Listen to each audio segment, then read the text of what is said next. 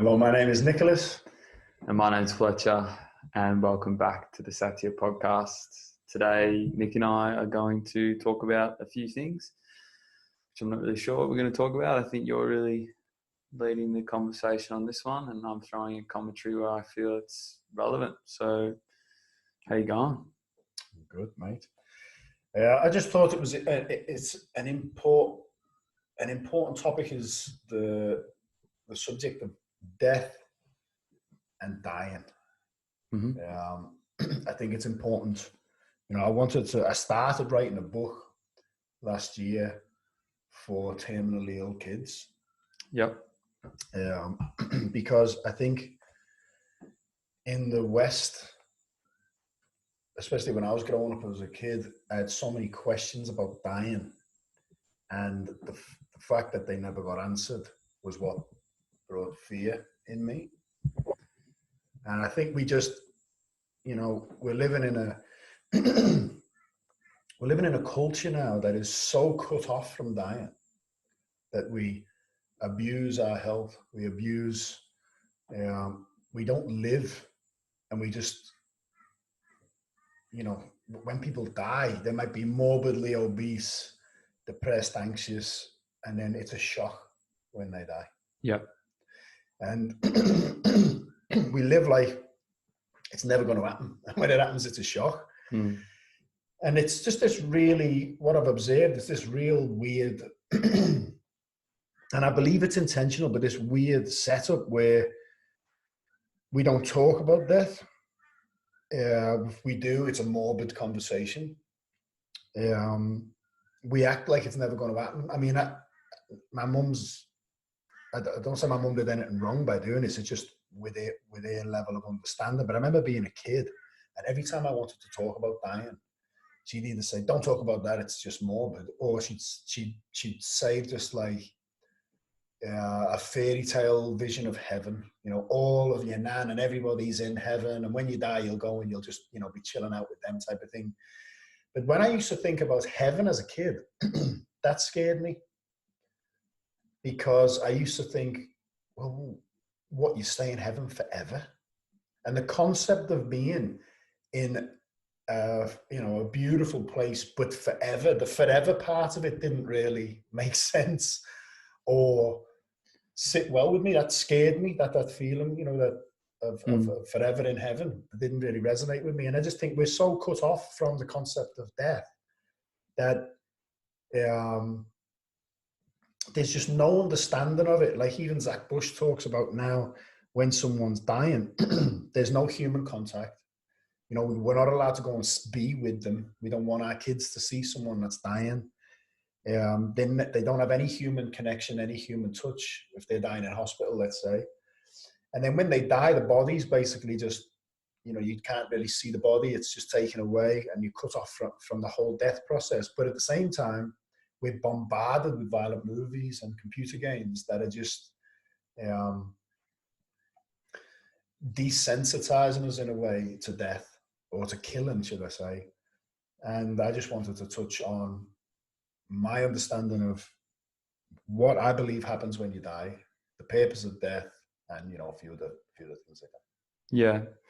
I think death, there's kind of, from my perspective, there's two sort of takes on death, isn't there? There's, as you said, let's not talk about that. Let's ignore it. Let's be ignorant. And of course, it's the one thing we all have to face. Or it's, oh, it'll be fine. Like whatever will be, we'll just let go. And I think that it's neither, in my opinion. And I also think that it can be and should be the most beautiful part of our life, of our journey here, because it's a transitional part, as I'm sure you'll touch on later. But yeah, I remember I've seen all my grandparents in a state of death, in terms of, I've seen all of them, bar one who's still living, love your nan, dying. And I remember particularly my dad's dad. We walked into palliative care, and I think I don't know how old I was. Maybe I was 17 or 18. And I remember walking in and seeing him, and he looked terrified. Like, You told me that. yeah, utterly terrified. And the elements are starting to leave his body, meaning certain functions, certain foundational elements of nature in his body were starting to leave. And yeah, that's always stuck with me in terms of a mental impression. And what it's left me feeling and thinking about death is that there's a responsibility to take responsibility for death and to choose how you die. Yeah. That's a good point, though, that you bring up, because, you know, growing up, listening to people who did die in the family or friends, it was all, everyone was always saying like, "Oh, they died in their sleep. Thank goodness for that. I hope I go in my sleep." Mm-hmm. And it wasn't until I started, you know, researching into Buddhism, and my Buddhist teacher said, that's not what a Buddhist practitioner, how they want to die, because there's no control over the death. In fact, there's actually a sleeping position in Buddhism, so that when you die, if you die while you're asleep, your soul will go in the right plate to the right place. That's on you're lying on the right hand side of your body, aren't you? Yeah, you're right. You cover one nostril. Yeah. I don't know it fully, so I don't want to share it. But there is a hand position as well, and you're lying right side. Yeah, I think so your heart's elevated as in well. Taoism there's something similar as well, isn't there? And they talk about as you sleep as well, which is fascinating, because I think sleep and death are quite similar experiences, in my opinion.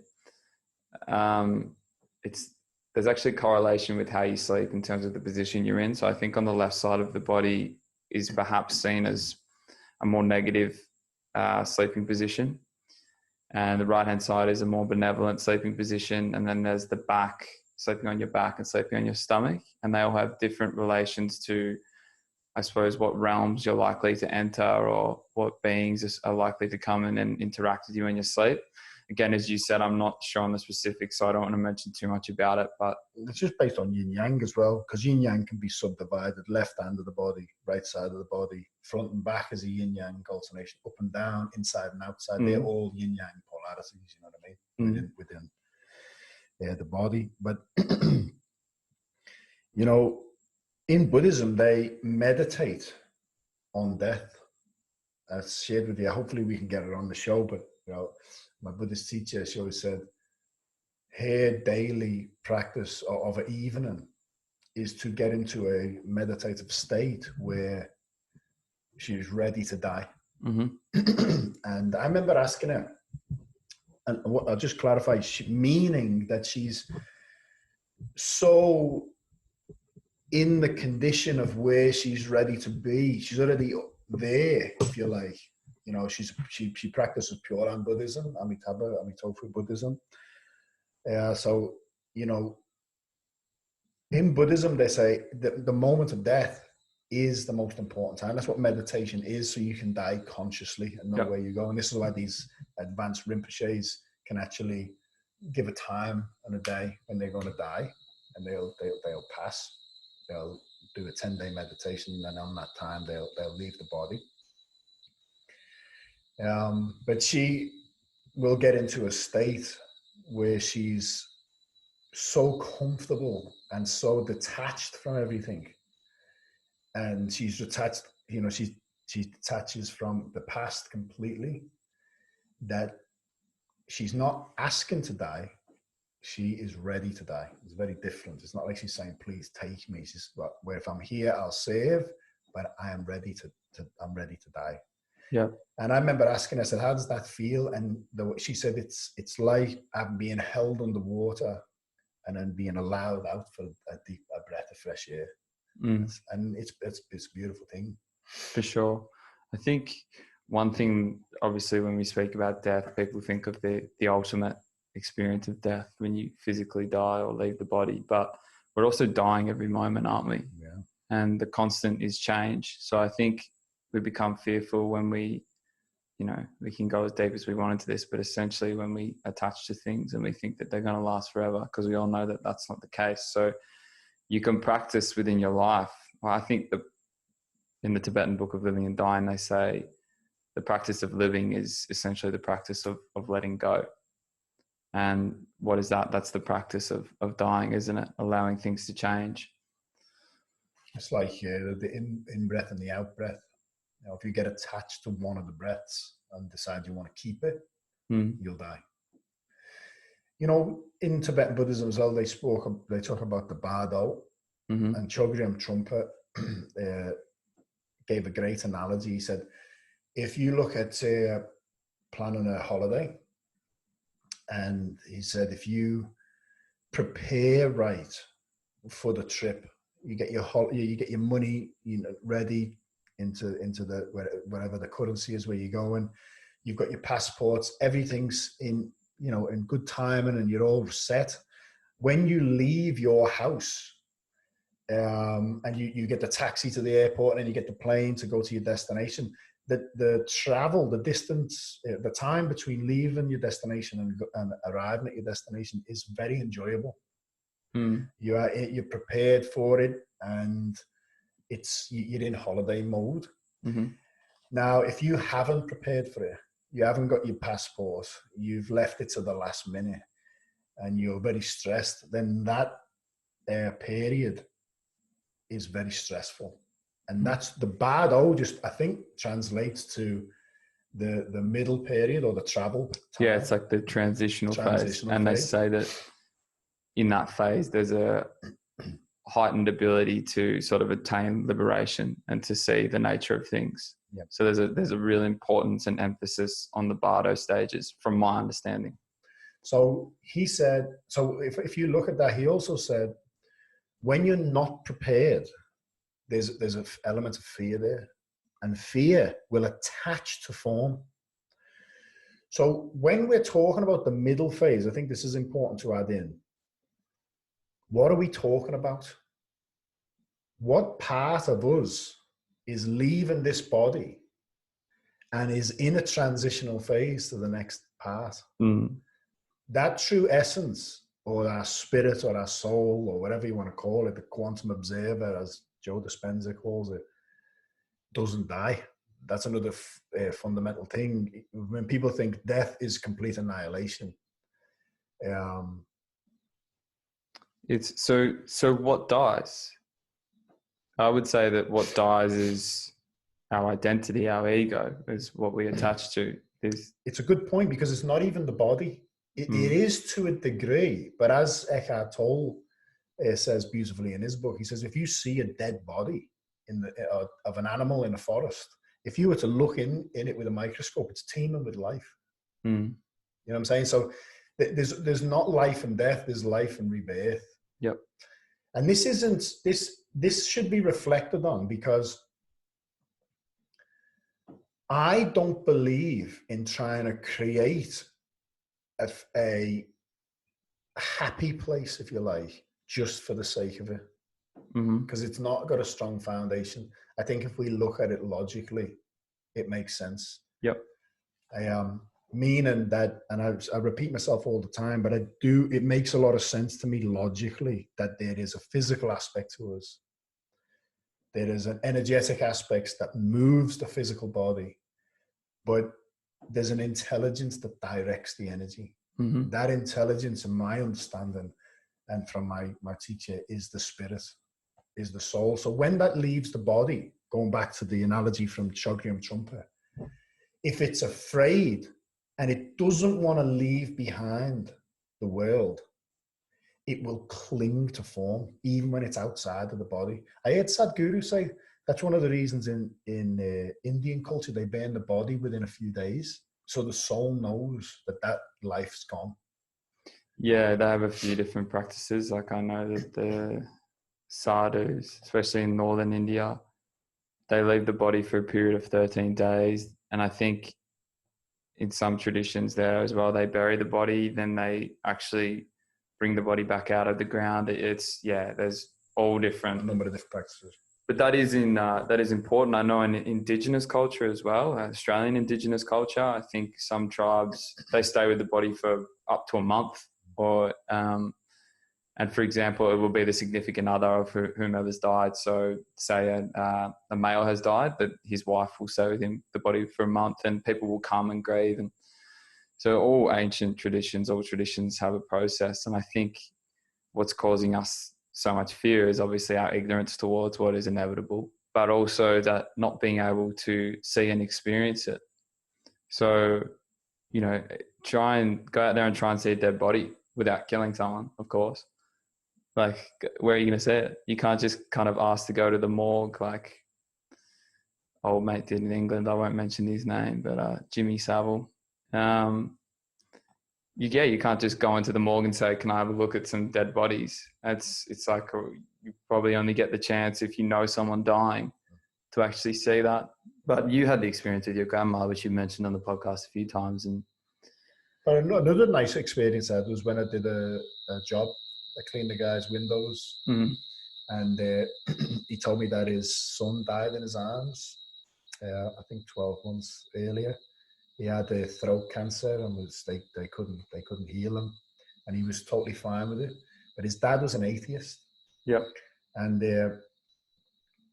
his son deteriorated. In the end, I think he was like 24, and his father held him, and he basically suffocated to death in his hands. And we were crying together. And but he said to me, the experience made me question atheism because my son had left, and we still feel him now, which is an important thing. He said, every time I look at his picture, I cry, but I feel him. And I know a scientific mind can say, oh, that's just, memories in the body and all the rest of it. But what he did, he said he kept the body in the house because apparently he's got a lot of like nephews, big family. And he wanted everybody to come and see his son.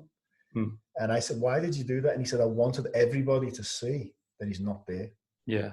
He's not there anymore. And that, he didn't say he wanted everyone to see he's dead.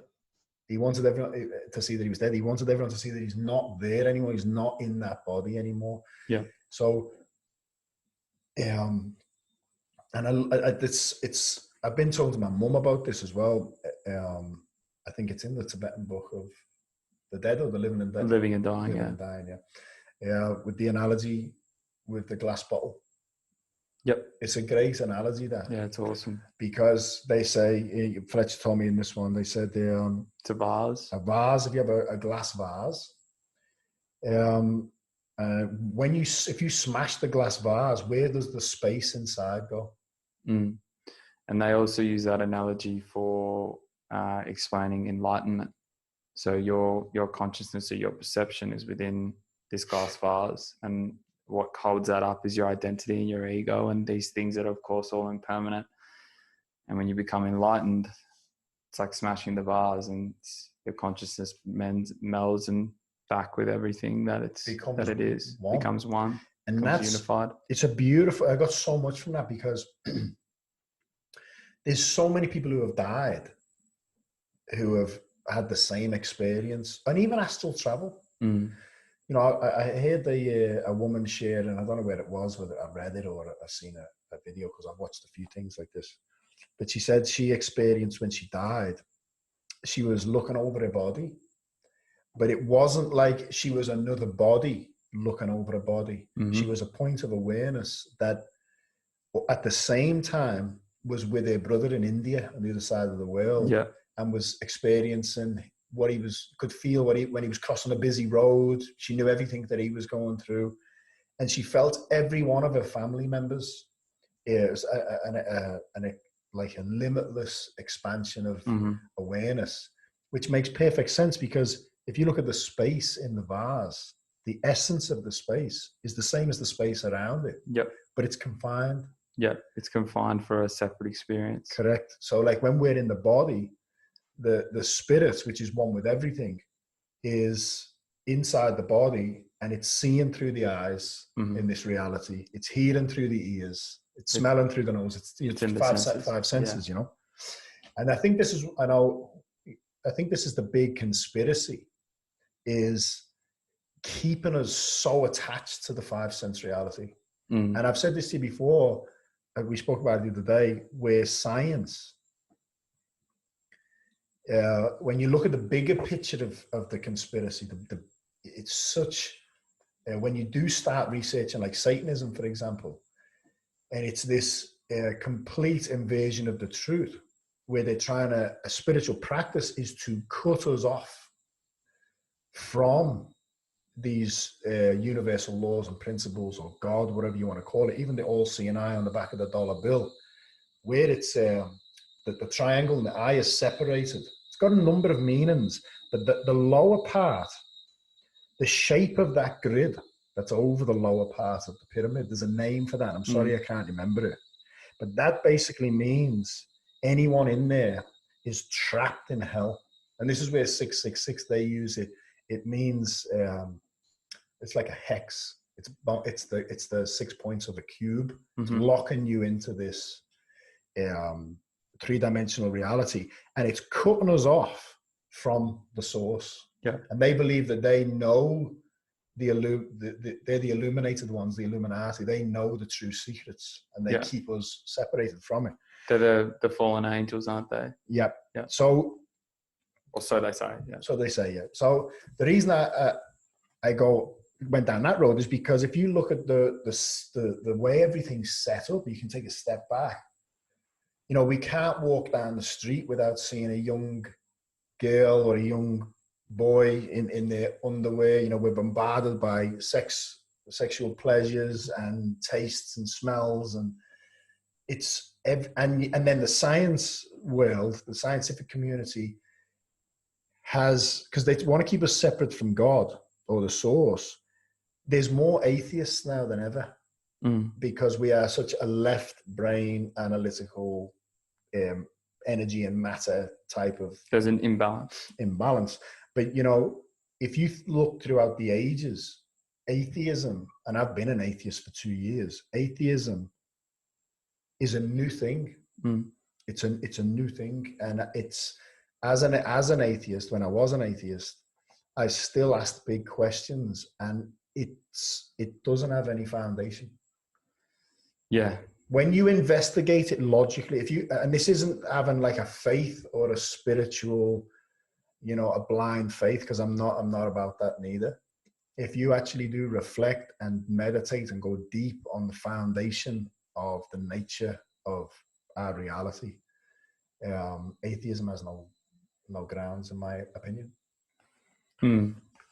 When you mention the five senses, I can feel perhaps people are probably thinking, oh, you know, how do I pull myself back from, you know, the pleasures of sex or eating or drinking or whatever? And it's not so much about pulling yourself away and not experiencing those things. I think that's a really important point. It's what's really helped me is contemplating impermanence and taking a step back and realizing that this feeling, as good as it is, I'll enjoy it as it is and allow it to come and go, allow its fundamental nature to exist. Therefore, I don't cause myself any unnecessary suffering. And of course, that's a constant practice, and it's not always achieved. But yeah, that's important. So I think, because automatically we go to a space of denying what is. Like, there's no denying that we're here having this experience. I'm Fletcher and you're Nick. But stepping out of that and realizing the nature of things is where I believe transcendence begins to come into your life, and realizing these deeper truths about yourself and nature itself. It's like the next Buddha of our time, Maitreya. Maitreya, yeah. He's a happy Buddha, and he's big. Do they know? Do they predict when Maitreya is coming? Is there is a prediction, written? but I wouldn't want to go there because it's not something I'm really familiar with. Fair enough. The reason I bring it up is because what that Buddha represents is always happy, and no earthly, nothing earthly can disrupt his happiness. In fact, he finds it funny. Okay. He enjoys everything. Yeah. But is detached.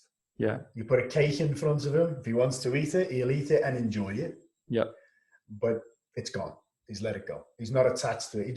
He's not going to look, oh man, I love that cake. I'll go and get one of them tomorrow. None of that. It's a beautiful, just to add what you were saying, you know, it's not about trying to punish yourself and say, I'm not going to enjoy life. because that's just another attachment. Yeah, that's exactly right. Cause you suffering. Yeah. Enjoy what life is presenting you, but just be detached from it. Yeah. And my Buddhist teacher said the best way to practice this is if you sit in reflection and meditation, practice allowing things to come into your awareness that don't serve you, right? That are obvious. Could be a bill you can't afford to pay, for example, okay? And then practice completely detaching from it, letting it go. Because a lot of people can't even detach from what they don't like. Yeah, wow. Yeah, that's awesome practice. So first off, spend as long as it takes. It might take 10 years, might take, a few weeks. Practice detaching from what you feel you don't like. And if you get to a point where you feel like you're at a good place with that, you then practice detaching what you do like and even what you love. Yeah. Okay. Now, don't want anyone to get misunderstood, because a lot of people have, when teaching in the past, they've asked, is detachment the same as not caring? And it's a complete opposite. You know what I mean? Not caring is more of a selfish thing. Yep. It's more like I, as a separate self, don't care about you. Detachment is just, in my understanding, it's just allowing things to be as they are, and it creates a condition of compassion and wholeness, unity. So I think it's a powerful practice, actually detaching in your meditations from things you love, like your kids. You think about how much energy we waste actually worrying about people we love. God forbid if anything, what happens if something happens to him? I wouldn't know what I'd do. You just go off. And of course, that takes from your ability to actually physically care for them. Absolutely, yeah, because you're not here. Yeah, that's right. So yeah, another thing I wanted to touch on a little bit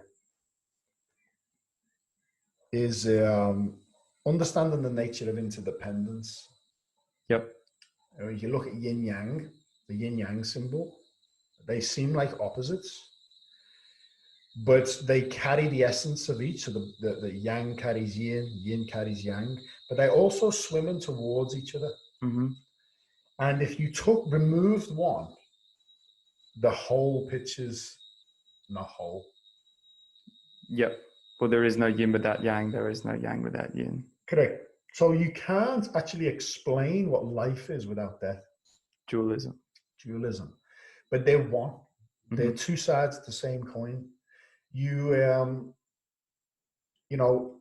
Eckhart Tolle explains that why people get addicted to like skydiving or rally driving or whatever it is. It's because that condition of being so present, and one wrong move can mean your life, is what they're addicted to. It's actually that present moment, fully awareness. But Osho says something beautiful as well. He says the reason people do things like that is because the closer you are to death, the more alive you are. Yeah. the more alive you feel, the more you appreciate life. So they're best friends.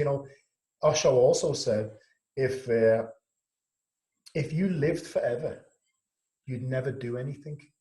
Yeah. I think living forever that's my interpretation of hell, is permanence. There is no change. To me, that's hell, because you know that you don't find your deepest peace within the sense objects and pleasures and pain. It's just, that's what samsara is. It's just this vicious cycle. And samsara is obviously unchanging in its nature. It's just this revolving wheel. So to me, that's hell. It's funny you say that, because in Buddhism and in other traditions, and even to some degree when in the book, The Ring and Cedars of Russia, when Anastasia books, when she explains what happened to her when they tried to kill her. Right. Hell is reliving. Like people get caught in like a trauma, or they've made a mistake and they're reliving that for lifetime after lifetime, that is hell. Hell is reliving the same traumas over and over again. And what causes you to relive them? Because as you're saying that, I'm having a moment where I'm thinking of an aspect when I did a past life regression, and there was an aspect of that where I wasn't reliving a past life. I was experiencing, I suppose, what you would call another realm. And what was happening there was that I was dying in that realm, but I was also alive at the same time, witnessing my death. And what was causing me to be able to experience both at the same time was not being attached to either. Yeah. And it was like this light feeling. And my sense of self was far greater than the experiences itself. So when you talk about that wheel of trauma, it's this really heavy experience. It's this attachment. You're reliving it again and again and again. Yeah. So attachment. That's it. But what causes attachment, I guess, is what I'm getting to. It's, in my understanding, it's a lack of understanding. Correct. Because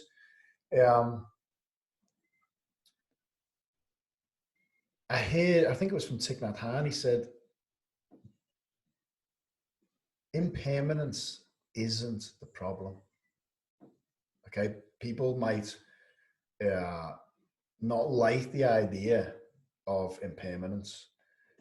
The suffering comes from wanting something to last forever. That's nature, is impermanence. That's correct, yeah. And again, it always comes back to meditation. If you've never, I give you an example of my dad, right? My dad, I can't wait to meet. Yeah, he's a legend, best guy in the world, you know what I mean? But he can't handle his own company or even silence. Mm-hmm. You know, there's a great story with Lao Tzu.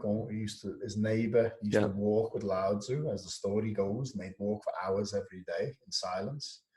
And the neighbor had a good friend that came to visit, and he went for a walk with them, and obviously it was silent.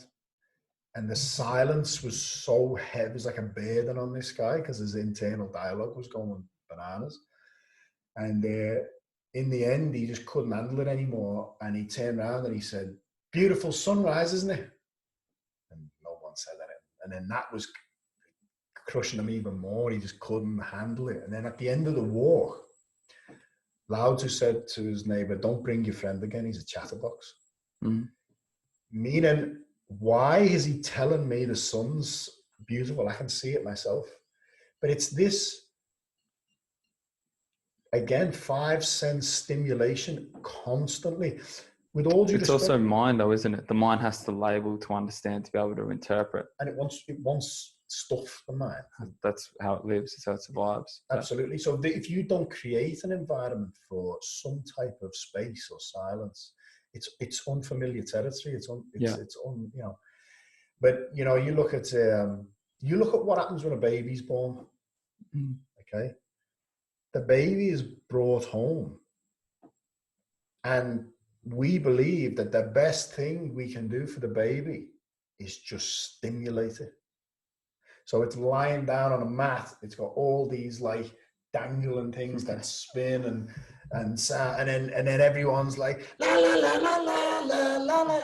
It's chaos. Yeah. From the second the baby comes in. Yeah. You know, my teacher says a beautiful story, which is this is how ancient Chinese see the world. When someone's dying and the soul's leaving the body, they're peaceful, and everyone around them's crying. When the soul comes back into a body, the baby's crying because it's got to have another life, and everyone around it's cheering and happy. It's a celebration. This is a lack of understanding. Yeah, for sure. So I want to go into a little bit of, I know we've sort of touched on it, but just a little bit more on what happens when you die. Because I want this video to be shared to anybody that might be dying. Or you might have someone close to you that's dying, and I hope it can shed some light on how to help assist them die, and then it might help with even the grieving process of what's going on. So what happens when you die? a meditation that I've got on my SoundCloud actually, which is me sort of changing slightly a teaching that a meditation that my Buddhist teacher shared with me. But it's to just settle yourself, focus on your breath, and then rest your awareness. I think you said there's a similar one in yoga. You rest your awareness on your feet, and you visualize with your eyes closed. You visualize your feet just disappear. Okay, so you got no feet. And you can take as long as you want doing this, and then you visualize your legs, you feel your legs, and then you visualize your legs disappear. And then your lower part of your torso, you feel that disappear. Then your arms disappear. And then awareness, bring your awareness to your neck and your head, see that disappear. So the body's disappeared. Then ask the question, what's left? It's a beautiful practice because what is left? Tell me. It's awareness. Yeah. Behind this reality is the awareness of this reality. Mm. And obviously there's many layers and there's many realms, and we could talk on them as far as some of the other scriptures go, but beyond the mind is the awareness of the mind, and that's where the suffering comes in as well, is identifying with the mind and the body and thinking that you're going to die when you die. But in the Zen tradition, they say if you get a photograph of yourself as a newborn baby, toddler, teenager, adult, present day, you'll see death right there. The baby's dead now. Yep. The toddler's dead now. In fact, the me and Fletcher that started this podcast is dead now. It's just changing all the time. Mm-hmm. So we can see that in this three-dimensional reality that is bound by time and space, and is always, the present moment is always moving forward. We can see that the body is constantly changing, dying and being reborn in every moment. But there is still an awareness in those images that is always present. And that present awareness is actually outside of three-dimensional reality. It observes three-dimensional reality. This is an insight the Buddha had when he reached enlightenment. He realized that things come into existence, exist, and then fade away. Mm-hmm. And that could be the sun, the breath, the tide coming in and going, a bird flying and then flying out of your awareness. But all of that is observed by the soul or the consciousness, whatever you want to label it. So then he said, seek that which is not subject to birth and death. And that's beautiful. And also I will touch on, just before I pass it over to yourself, the Buddha said, he taught 84,000 methods of Shulian. Shulian is spiritual practice, techniques towards enlightenment. But he summed up them all in one sentence. And I heard John Kabat-Zinn, who's an American Buddhist teacher, has been very influential in helping Buddhism in the West. He said, even if we don't understand that teaching, we should repeat it every day. And it's a powerful teaching. Nothing is to be clung to as I, me, or mine. So what you get from that? A lot. Yeah, I think, as we said at the start, death and our relationship with death can be practiced at every moment. There are things in our lives that are constantly changing. And I remember when you actually shared that with me, nothing should be clung to as I, me, or mine. That was, really groundbreaking for me. All these virtues started to spring out with me. Like I was far more generous. I was far less anxious. I wouldn't say I'm an anxious person anymore at all, but about certain things, I didn't worry about things. So it's a beautiful practice.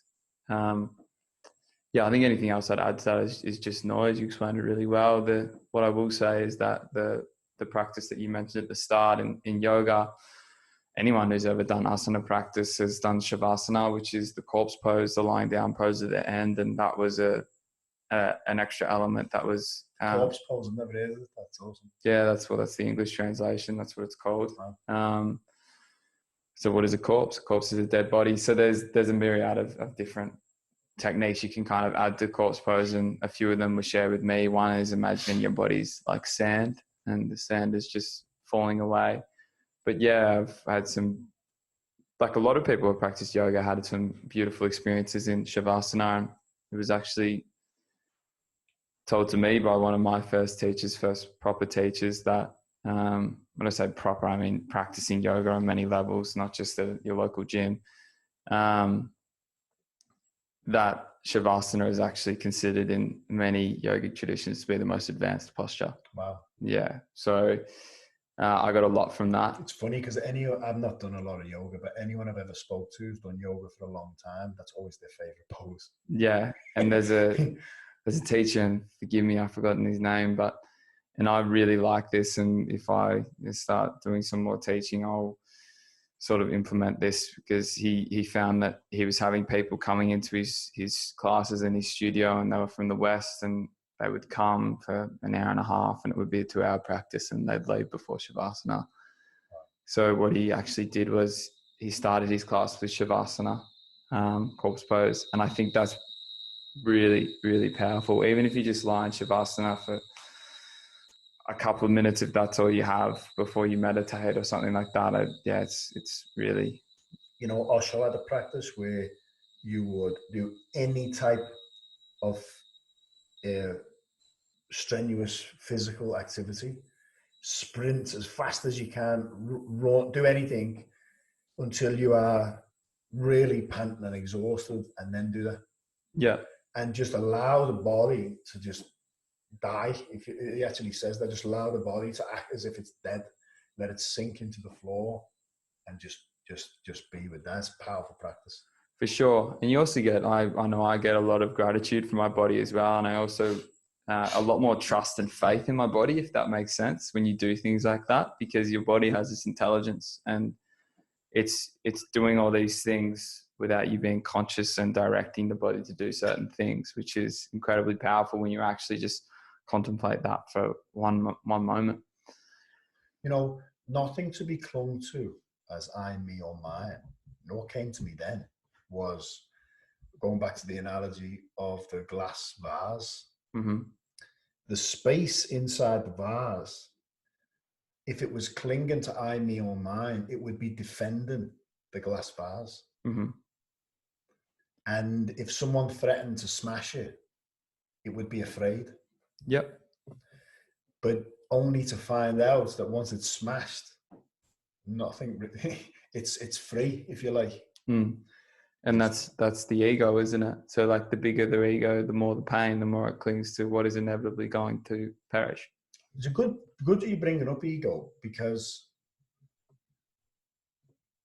ego is a fascinating phenomenon. Like you can, if you cut me open now, you wouldn't find it. I can't find it. Yet we defend it. And the death of all spiritual traditions talk about to die before you die. Yep. What's that mean to you? It's the death of the ego. And that's when I had my awakening. It was the things that I attached to and got my sense of self from were just destroyed, and I had no chance to defend it. I couldn't defend it. And that's what allowed me to awaken and experience so many different things.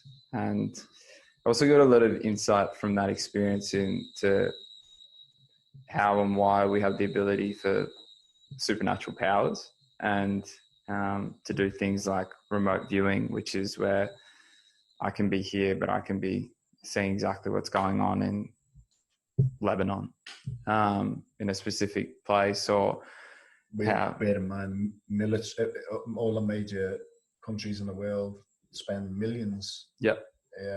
Training remote viewers, which is fact. There's actually a book called Remote Viewing. I can't remember who it's by, but you will find it's a common book by an ex-soldier. And then how you can read people's minds. And these aren't all things that I can do, just to clarify. But I've had experiences of similar experiences, and that was... I want to correct you there, purely because we have to be careful. And I know I'm not really practicing the message. Yeah, I get you.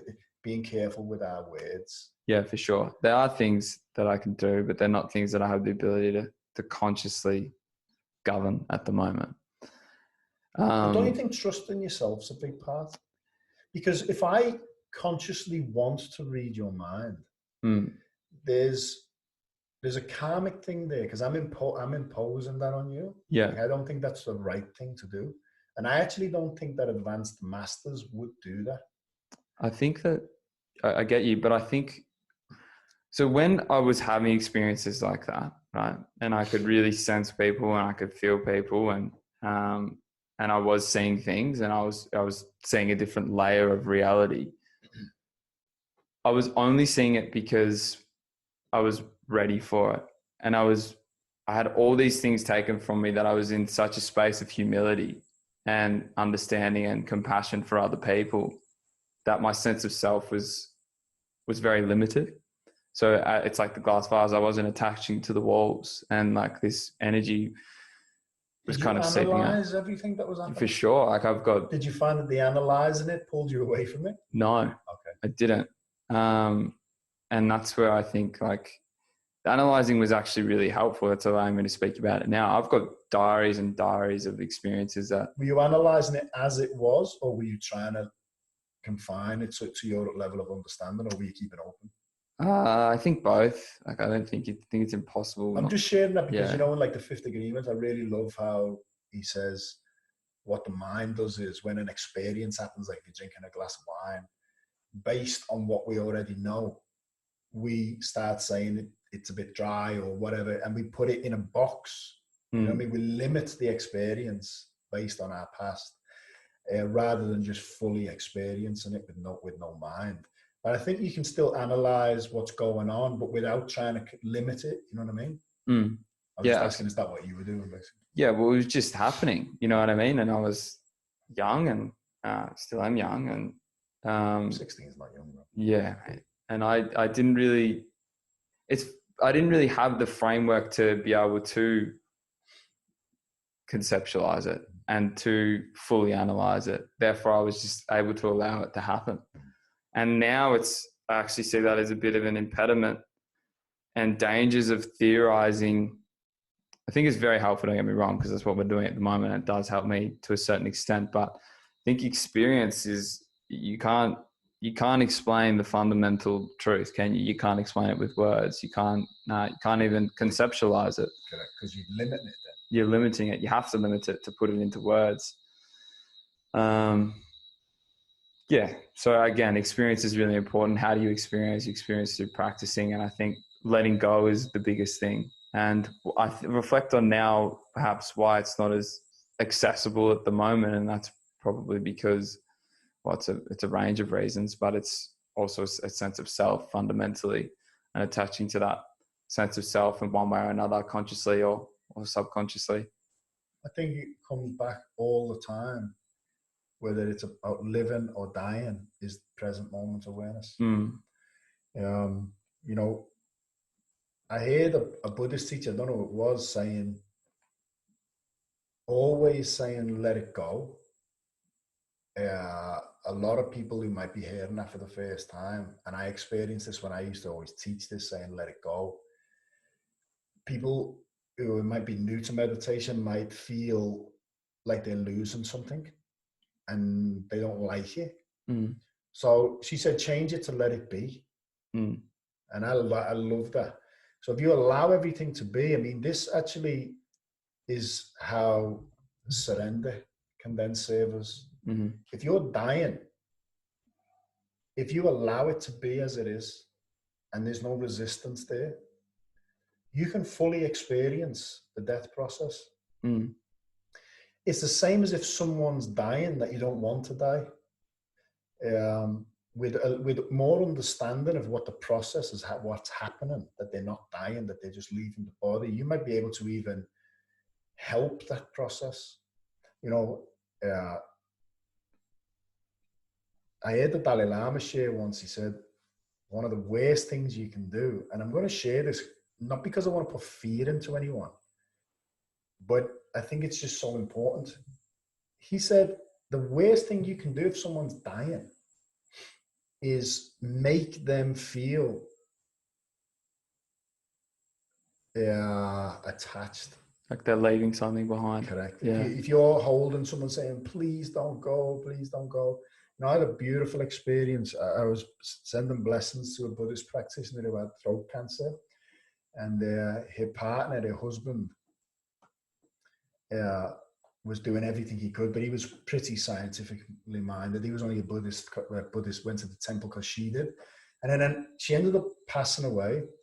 She died. And then about a year later, I seen her husband again. And I said, and we had a good chat. And he said, you know, there was one point I was trying every medicine, every natural diet, everything I could research. Mm-hmm. And he said, she turned around to me one day and she said, you're making this so hard. Just be with me and let me go. Yeah. And such a powerful teaching. She was obviously a strong spiritual soul, but imagine we're a couple, or you're my wife, and you're trying so hard to save me. Yeah. You're not with me. Yeah. You know what I'm saying? Forcing you to remain attached. To remain attached. And the Dalai Lama said, if you're trying to get someone attached to stay somewhere they cannot stay, it affects their soul journey. You think about one, they leave in fear. They're scared of leaving something behind. They can actually be a hungry ghost. They're in limbo. Another thing is, imagine I was to put a strap around Fletcher, and every time he wanted to leave me, he's got to pull me with him. Well, attachments, energetic, emotional attachments, is like when the soul leaves the body, you're not letting them go.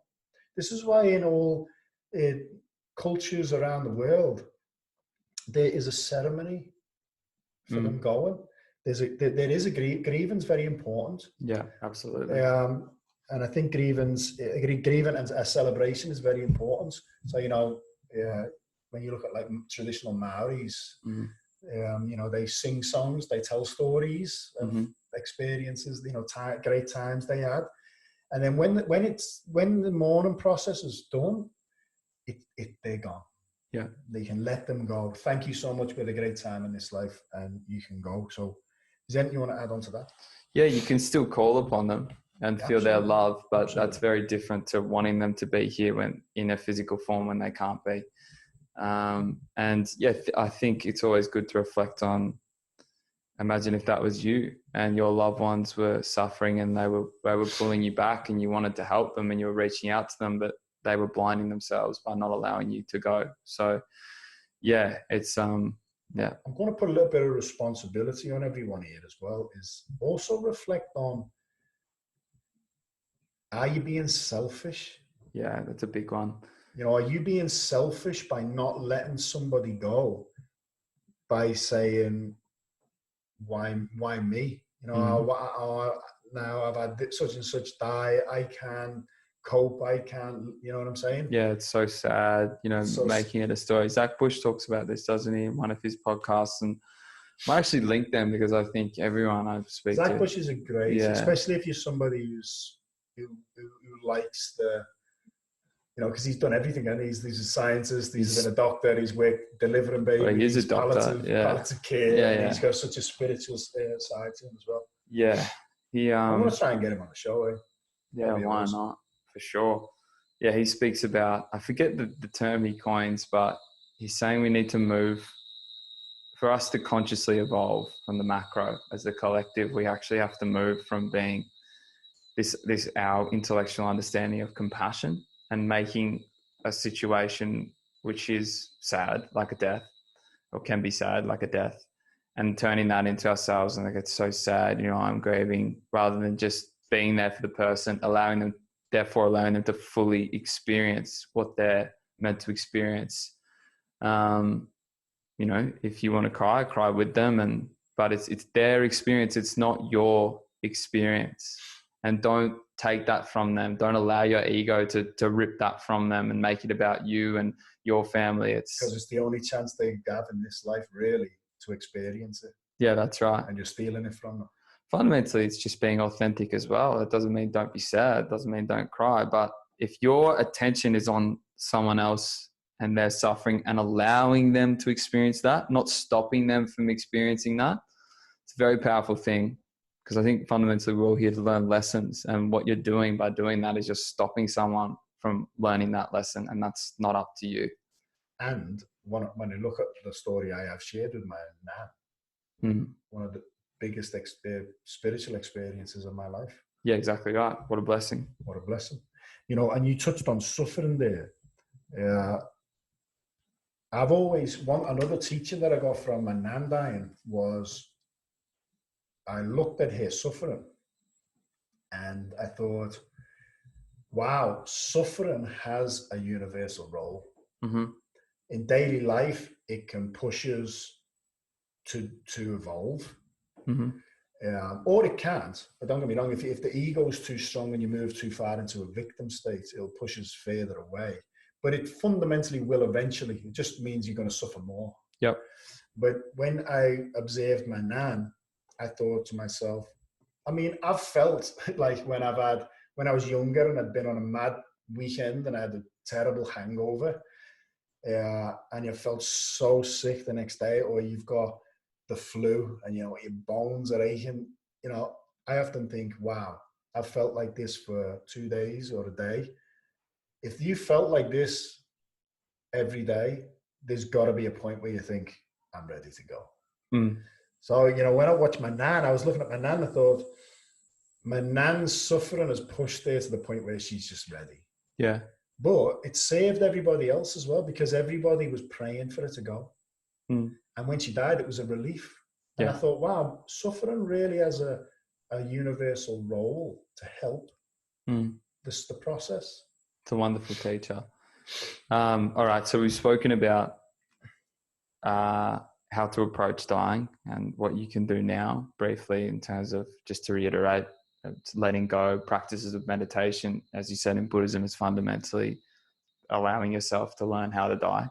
And if you practice death in every moment and not seeing it as death, not seeing it as a bad thing, but just seeing it as this breath is gone. It's gone. Yeah. So not labeling it, just seeing the experience, being with the experience, whatever that may be. Yeah. So we can talk about perhaps our understanding or what you think happens when the soul leaves the body. But before we do that, let's speak about maybe for someone that is dying, approaching death, what can they do to die consciously? How do you die from your understanding? From my understanding,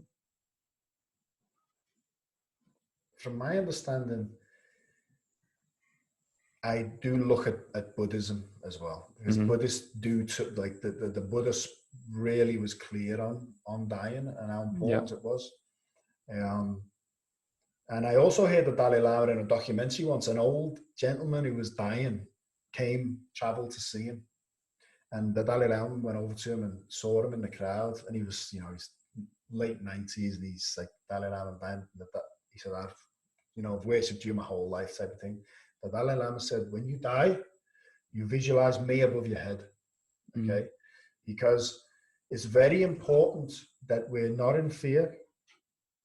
It's very important that we go through the head. Okay, so in Taoism as well, Mantak Chia, I heard him give a teaching once, why he didn't like ayahuasca. I'm not saying ayahuasca is good or bad, I'm not just going down that road, I'm just sharing what he shared in this interview. And he said, when the body dies, let's say I'm drowning now and I die, or when the body's about to die, all my energy will go to my kidneys, and the kidneys will push my soul through my head. Yep. So he said, this is why a lot of people get exhausted and drained after psychedelic experiences, because it takes up a lot of energy, and a lot of people don't have that energy. So in Taoism, this is why they build a strong foundation. They build a strong kundalini, same in yoga. They build a strong lower dantian. So you have a strong foundation. When it gets to a certain accumulation of energy, you can do these practices consciously without taking the drugs. You can astral travel, you can do these things. Yep. Astral travel is obviously an experience of dying because you're outside of the body. But my point is, how to die is there's an ongoing link that is always about moving through the head, moving up. So if you do, I do believe in higher benevolent conscious beings. I'll share here what Jake asked me, your brother asked me the other day. He said, if we're all one, then how can we have souls that are higher or lower than us? Yep. That's a good question. It's a great question. One of the ways I answered it was using, my teacher always said everything has a soul. The heart has a soul, but every cell has a soul. And he's been saying this for years. But Joe Dispenza said exactly the same teaching a different way. And it's a good way of explaining it. He says, an atom is 99.129 space. It's an information field. A number of atoms come together. They share information fields and they make a new coherent information field that might be a molecule. So that new information field is a collective consciousness and is a soul. The soul is the information of our being, our past karmas and experiences and so on. So you get a number of molecules together, they share an information field, make a new coherent, and I think they make a chemical. Number of chemicals make a cell, number of cells make a tissue, number of tissues make an organ, number of organs make a system. It goes on and on and on, even outside the body. So at every level, if you just look at the heart, for example, the heart has a countless number of conscious information fields within it, but it has a collective conscious field. It has a soul of the heart. And that level of consciousness is the governing consciousness over everything below it. So when you look at our level of consciousness that's talking now and is listening now, we are the governing consciousness over the body. Yep. This is why mind over matter, you put your attention somewhere, the body will follow. Okay. So the soul of the heart is doing just as an important function than I am, if not probably more, because it's keeping this body alive. But in the hierarchy of things, I can learn from the heart if I was to communicate with the soul of the heart. But my level of conscious awareness is higher than the heart. Does that make sense? Yeah, it does. So I'm sharing that because my level of awareness, there are masters in this lifetime who are in a physical body, who have a higher soul standing than me, a greater understanding than me. And then when we look at souls that have evolved beyond reincarnation, like the Buddha, like Amitofu, like any, maybe Krishna, whatever it is, I'm making a point of that because if you do worship Allah, God, Jesus, Mary, I think it's important to call on them. My teacher says call on them all, but if you have a connection with one, there's a term in Chinese called Shifu. Shifu is a spiritual master. If you dedicate, my teacher says, if you dedicate your life to chanting or practicing to an enlightened soul, they will come and help you at the time of death. You think about it, just say, you've always praised me and you've been a good guy to me. And I'm in, and we're not in lockdown. I'm in the UK and you're dying and you actually said, Nick, I'd really like you to be here. I'd do anything I can to be with you. You with me? And that's only physical. So you think about these benevolent souls. You've chanted to Jesus or the Buddha. That aren't in time. Yeah, exactly. Right. You see them, you call them, they'll help the soul. Okay. They'll help the soul journey. So I would suggest doing that. I would suggest practicing now, practicing what you practice. It's a powerful practice. Is practice what death would be like.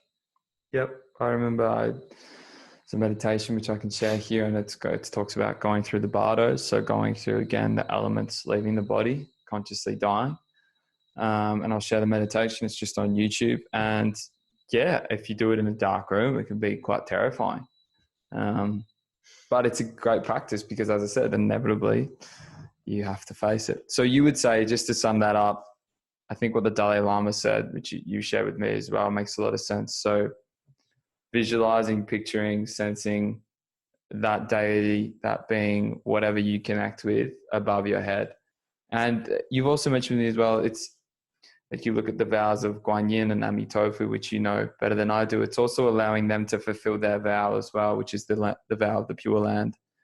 So Amitofu's vow, he did 48 vows. I think it's the 8th or the 18th vow was he vowed that if anybody at the time of death says his name, I think 10 times, or just says his name at the time of death, he will personally come and take your soul to the Pure Land. Yeah. Because he has so much virtue that even if you have a lot of karma with you, if you're calling, you see, my Buddhist teacher put it like this. He said that the Buddha, Amitofu, you know, don't think of Amitofu as a being. It's infinite being, ancient Buddha, okay? Huge. You know, the Buddha said there's more galaxies in his soul than there are grains of sand on the Ganges. In the Ganges, okay, it's like, you know, to Buddhists, it's God. It's like God, how we would see God. So, his virtue, his compassion, his vow. If you call his name, why is it important? You don't just go to the Pure Land and reside there forever and it's all good. You have typically, I think they say 49 days is important before you actually reincarnate again. My teacher says the longer you can stay in between reincarnation, the better. Okay, why is that? Because the soul is learning. It's learning more before it reincarnates. So what Amitofu is allowing is he's allowing you to come to the Pure Land to be with countless sages, Buddhas, Bodhisattvas, and learn spiritual practices in between lives before you go back in. So that's a very powerful practice. Mm-hmm. Guan Yin means she hears your suffering. You see, you call Guan Yin anytime she'll be there. She's made a vow. You call Guan Yin, she'll be there. Mm-hmm. So then, Nicholas, what happens in your opinion when we die? In going back to I think the glass vase is a great analogy, because we need, in my opinion, to understand what is it that is listening to this now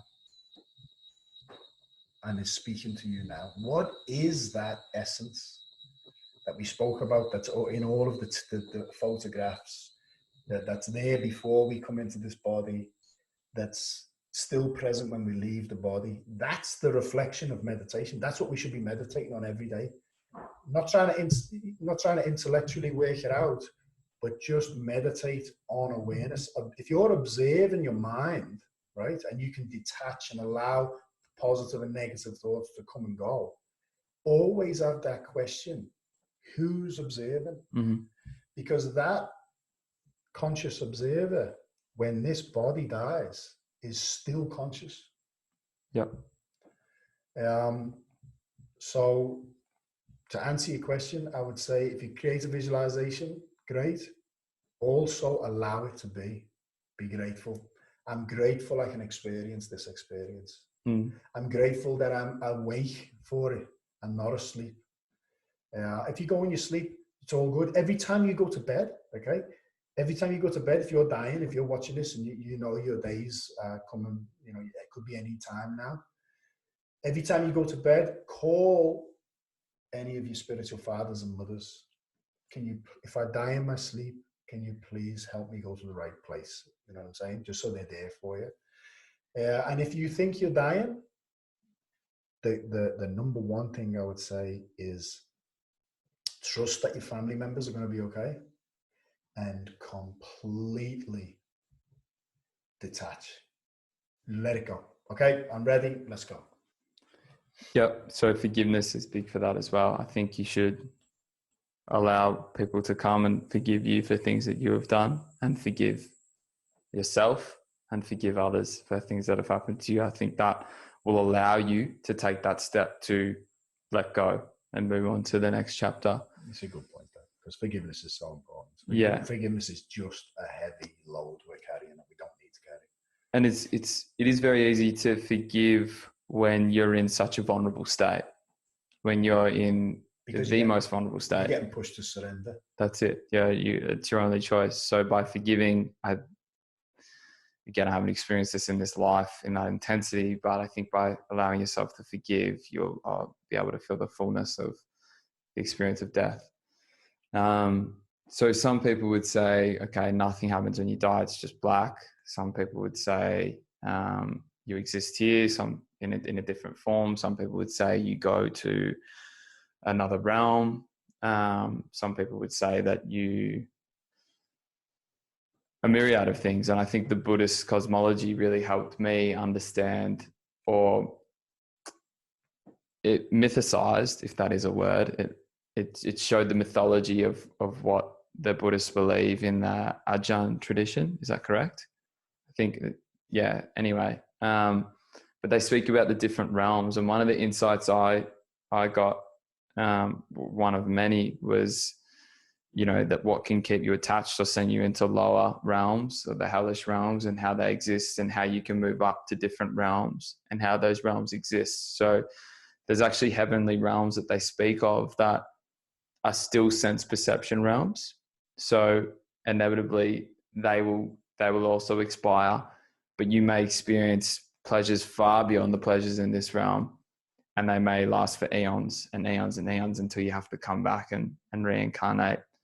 But then there's the Buddha, isn't he, that stepped out of all and became, and saw the true nature of all things.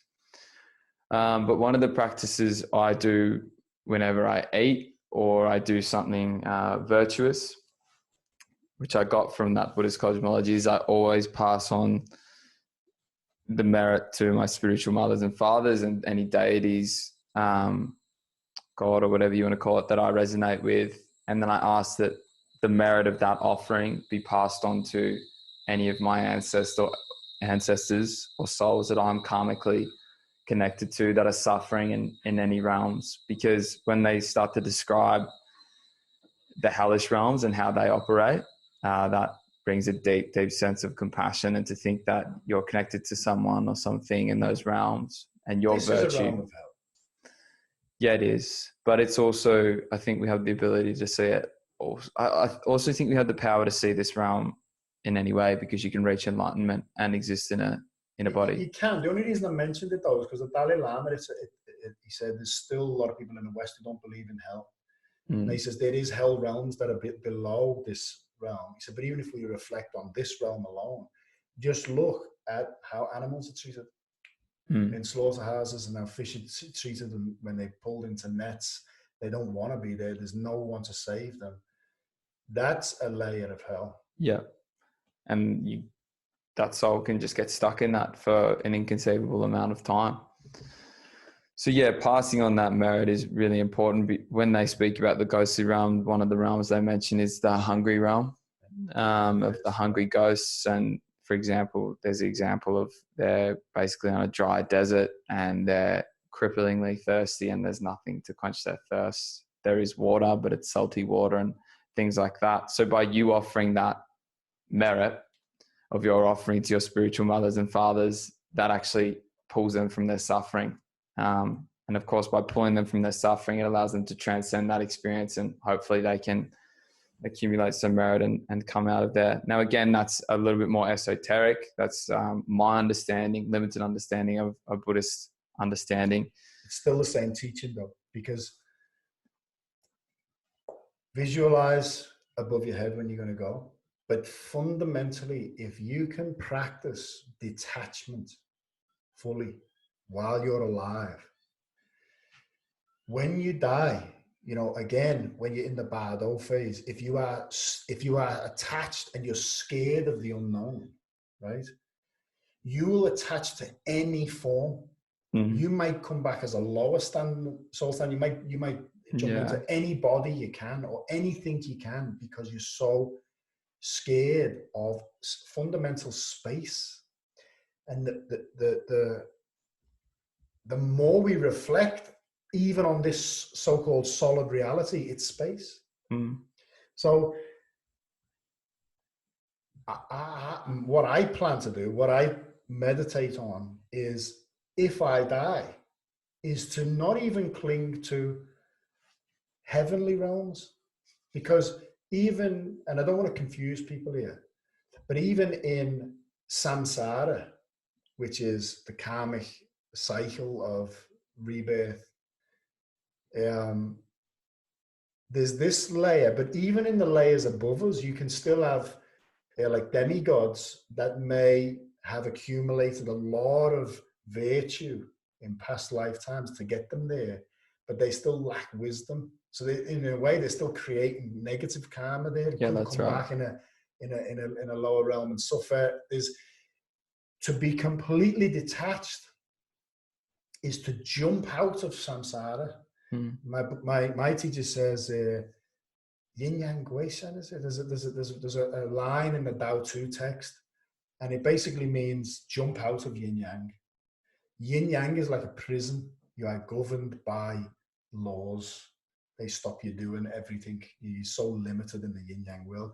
But the spiritual world still falls under yin yang laws. It's only when you reach, the Buddha called it nirvana. In Taoism, it's called the Tao, which is, if you look at the yin yang sign with the yin and the yang swimming towards each other, if you took them both out, the circle is the Tao. It's what allows everything to be.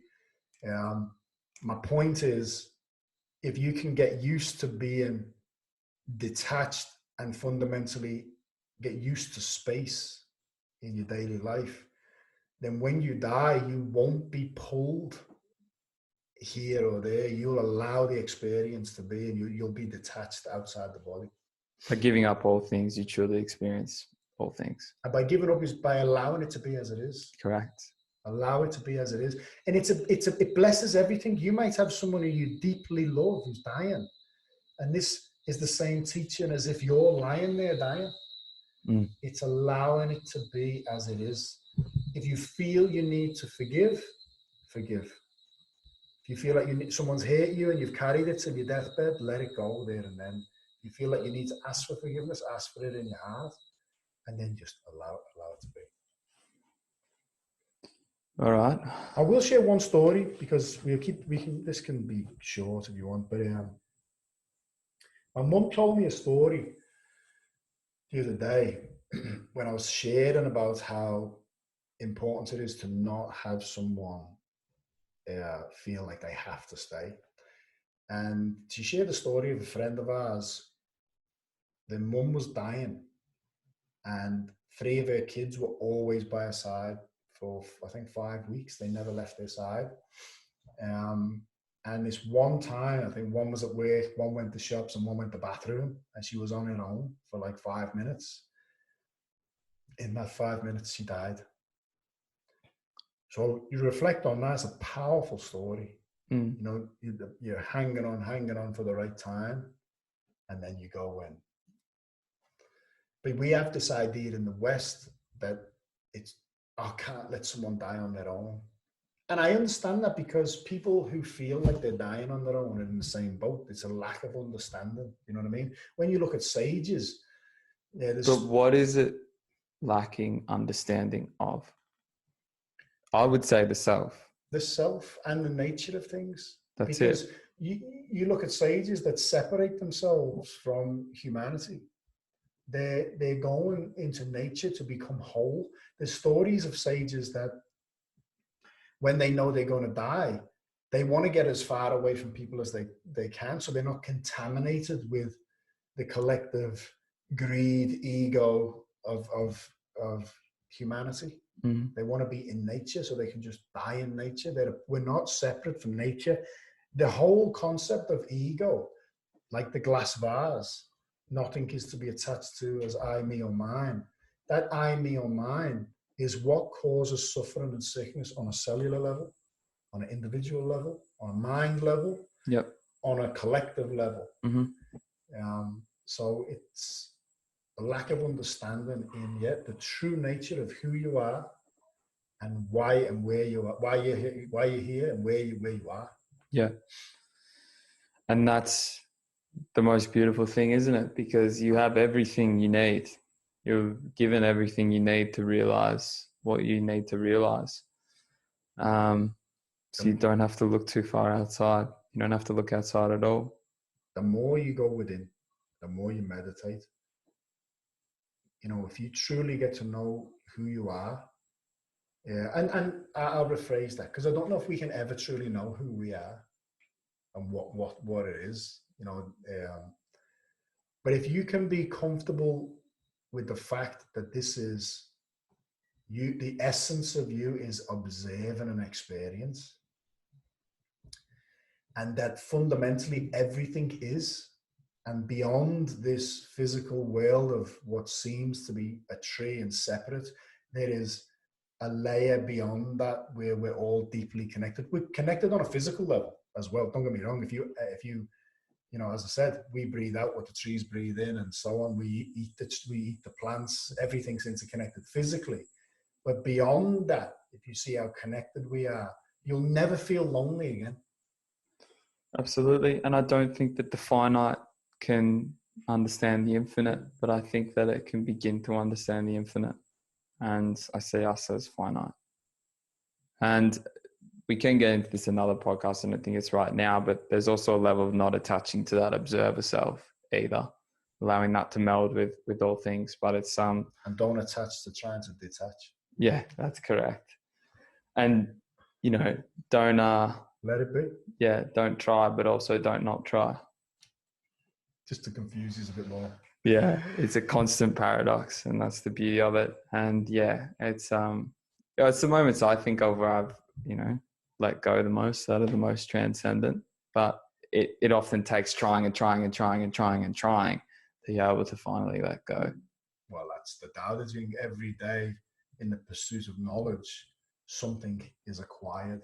And if you look at our life, what do? We just go on buying stuff, accumulating stuff physically. In the pursuit of the Tao, every day something is dropped. Yeah. And in the spiritual practice, we keep detaching. We let go of, you know, trophies we didn't need and material things until we're just naked. So, but the paradox is, in some aspects, well, we need to have accumulated the wisdom in order to drop it. It's like in a Buddhist talk about exactly the same thing. The story of the boat. You know, Buddha saw three people carrying a boat that's crippling them. And when he was asked, what are you doing? Why are you carrying that boat that's crippling you? They said, this boat saved our life. It got us to the other shore. We can't let it go because it saved our life. That teaching is pointing to use spiritual practices to get you to a point. But then you have to drop the practice. Everything must be dropped. Everything must be dropped. Drop the boat. Because you realize, this is what Chogyam Trungpa said, which I love, is when you get to the other shore, you realize there is no other shore. You were there all along. Yeah. Well, there we go. But the practice, okay, before you drop it, I'm still a firm believer, is you can't, instead you'll struggle if you just try and get there straight away. It's like a baby trying to do a degree. Yeah, we've spoken about this, yeah. First, chant a mantra, call for help, okay? Whatever level of teaching or what we've shared, whatever resonates with you at that level, do it. It might be, you know what, I just want to pray to Amitofu, okay? Find a beautiful mantra that resonates with you, play it softly in your room. You know, my Buddhist teacher shared this, he said there's so many stories throughout history in China of grandmothers that, or people, should I say, who will burn an incense a day, and for the time, 30 minutes it takes to burn down.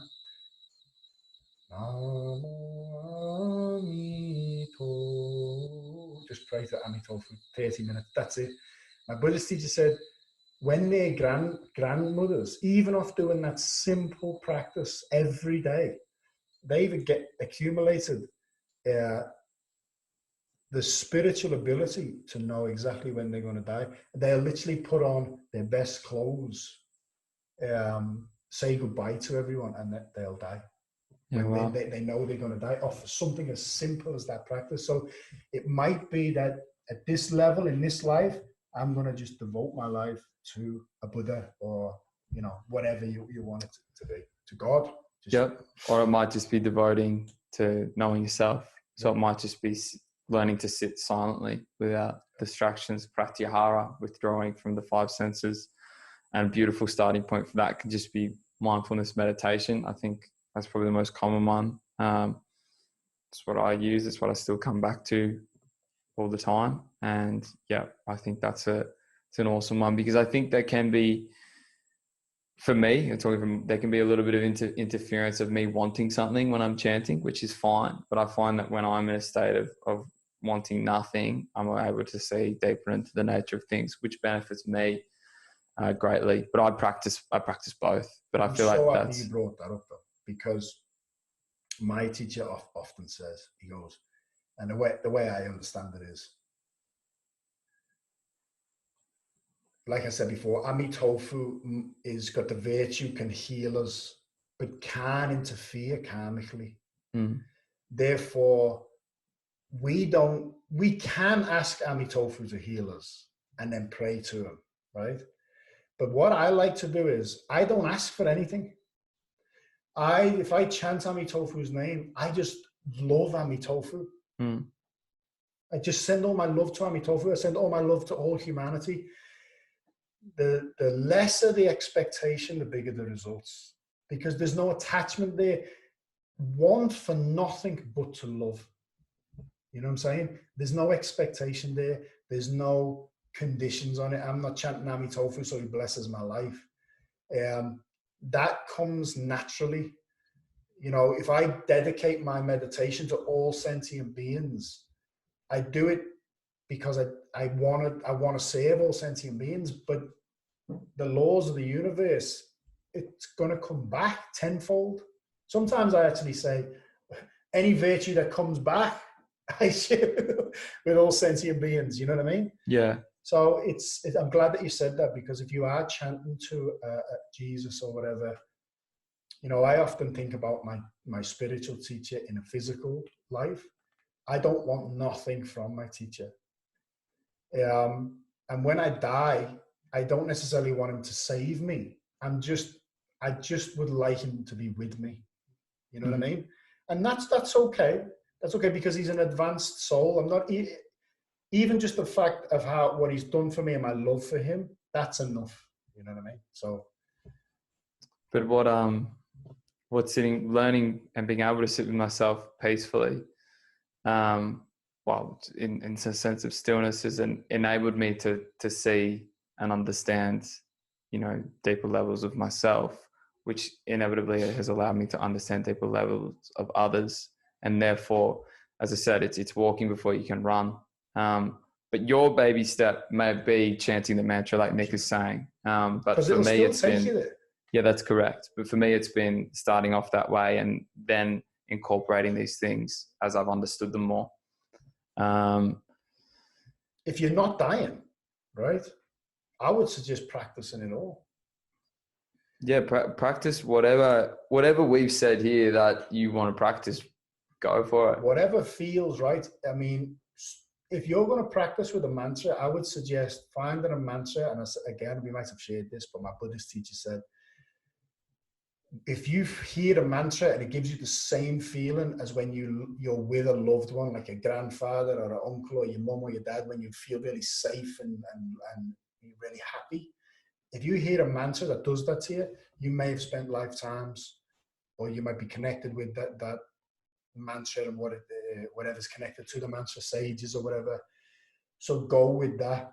But practice chanting for at least an hour a day in meditation for at least 3 months. Yeah, for sure. Because I think people get frustrated with the idea of, I've chanted it for 5 minutes and I don't feel anything. Yeah, you're expecting, you see. Yeah, exactly. But I am mindful of most people today can't sit for a minute. And to ask someone to sit there and chant for an hour, I believe is a big ask. So that's why, in my opinion, coming from my understanding again, I think the benefit of learning and taking baby steps to be able to sit with yourself is going to be far more beneficial in the long run. But you have to make the decision on what you think would work best for you. And you have to therefore try a few different things if that's what it takes to find the method. Because I know you started by chanting a lot, didn't you? Like they were your practices. Well, I started the complete opposite by being completely silent, completely still. See, the reason why I had blockages with that is because I've got a busy mind now. So I mean, imagine my mind, 11 years ago. So I would try and settle my mind, and I just wouldn't be able to. And it was noisy for me. Yeah, that's right. So you say a mantra helped you settle your mind. For a mantra for me, I was the first time I was able to just, and don't get me wrong, I had a very maybe competitive mindset back then, where I thought, if I'm going to sit for an hour, even if I don't want it, I'm going to do it. Now, I'm not saying everyone's got that nature, they haven't, but just say you say 15 minutes, I'm going to chant Ami Tofu, right? You're not thinking about how it sounds. Forget about that. You're gone if you're worried what your voice sounds like. But if you're playing a mantra, right, you've got a nice Ami Tofu mantra playing, I'm using that as an example. And even if you're singing it low, but you're just singing along, because it's not just the words, it's the message and the vibration. The Buddha said the mantra never leaves the lips.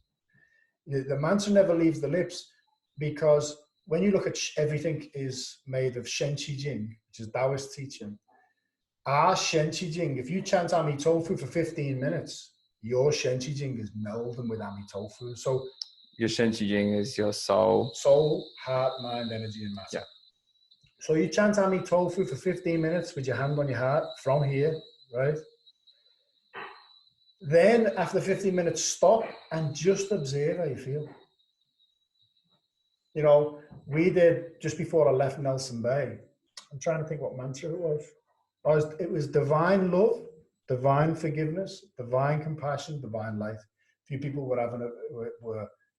said they were going through. There was a lot going on. I even felt a little bit like I needed to do the practice. I said, you know what? Tonight we're going to do 45 minutes at least chanting. And we chanted divine love, a few rounds of that. And we'd go to divine forgiveness, divine compassion, divine light, and then back to divine love. And then when we stopped, the frequency in the room was just completely different. And I often say, whether you're grieving, whether you're under financial stress, whether you're stressed out, even if you sit down to chant that mantra and every part of your body is telling you not to, in my experience, if I've ever sat down and chanted those mantras, or even one of them, for a period of time, you stand up a different person, because you're changing the message. I love this teaching, it makes me laugh, but when you listen to the blues, I've ran over my dog. Don't listen to the blues. You know what I'm saying? Yeah, I get it. My mate stole my wife, Yeah.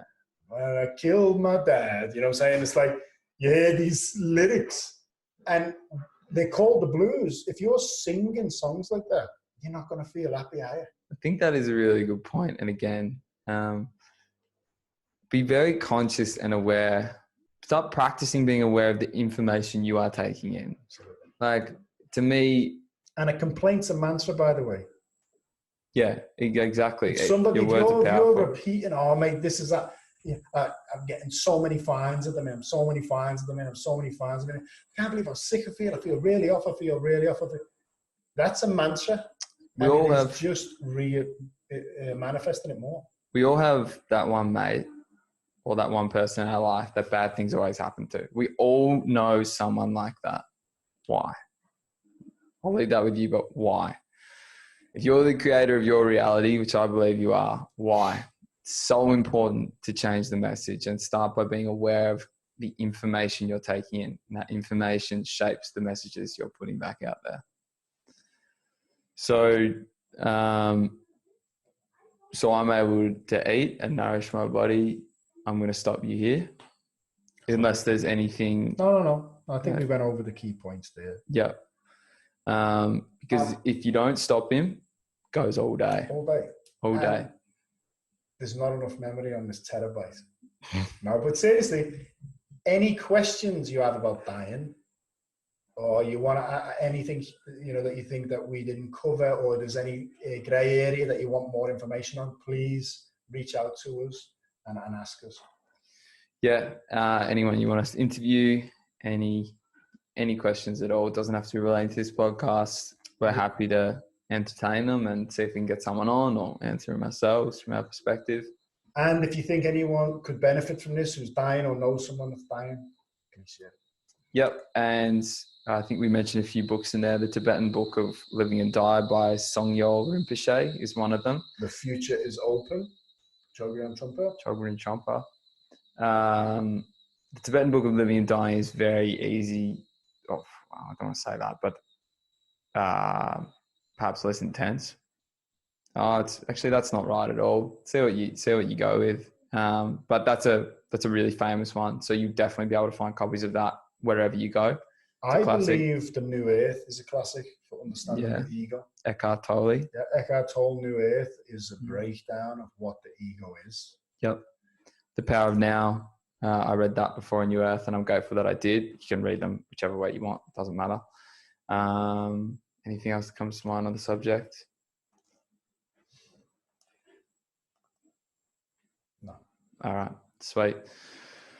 We will leave it there then. Thanks for joining us. See you next time. Bye-bye.